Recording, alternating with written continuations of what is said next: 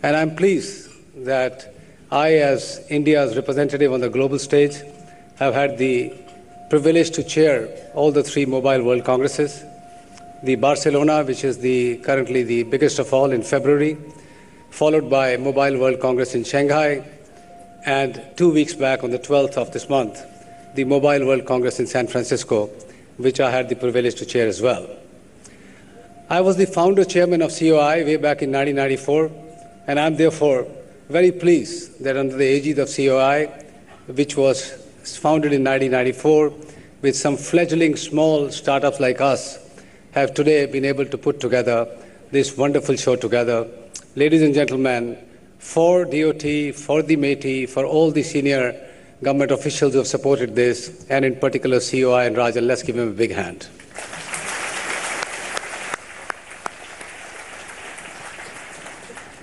And as was pointed out by Secretary earlier and Mukesh, I think India's time has clearly come to make this as now perhaps the world showcase for what's happening in the area of digital technologies.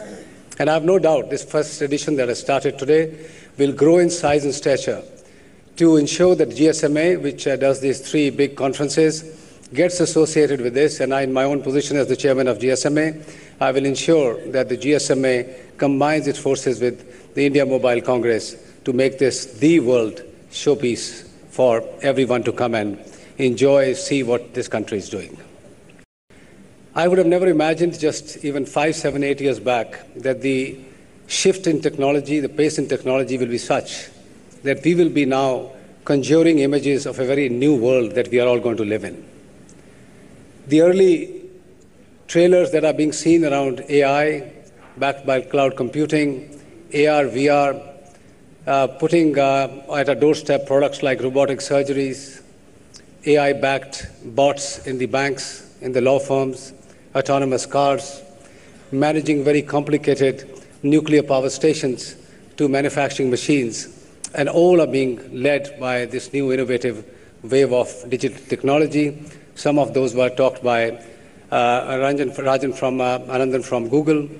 You are seeing, when you're going around the globe, fantastic things happening.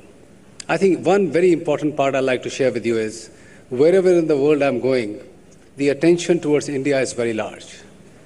I was in the Google campus just 2 weeks back, where Sundar Pichai hosted the GSMA board. We looked at what all Google is doing, but what was delightful for us to see that in each one of their products and services that were being developed, India was at its core. The new Android Go smartphone, which will be a low-cost smartphone, fueled and propelled by Google, is targeting India.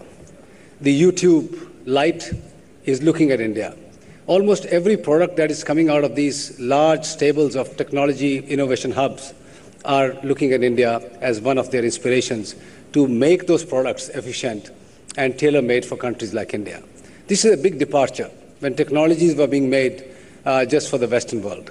I also had the occasion to spend some time with Mark Zuckerberg, who is on his parental leave, but I met him at his home. In the 1-hour conversation that we had, India was clearly on his mind, and he spoke a lot about how Facebook growth in India is fueling the company's future going forward. So each one of these large telecom technology honchos are looking at India. And frankly, India with 1.3 billion people and now increasingly going towards a market of 3+1 telecom players offers a great opportunity. Yes, we all are aware of the challenges that this industry faces, but I would say there are not too many markets in the world where you have 1.3 billion potential people to use and consume digital media. You have a prime minister and a government which is committed to using digital platforms to serve the societies. This combination gives me hope that India will emerge as one of the leading telecom markets anywhere in the globe. Clearly, as Mukesh pointed out, none of us can do it alone. We all have to come together while we compete head-on for the benefit of customers. We have to collaborate amongst ourselves, create ecosystems, use common towers, hopefully common fiber.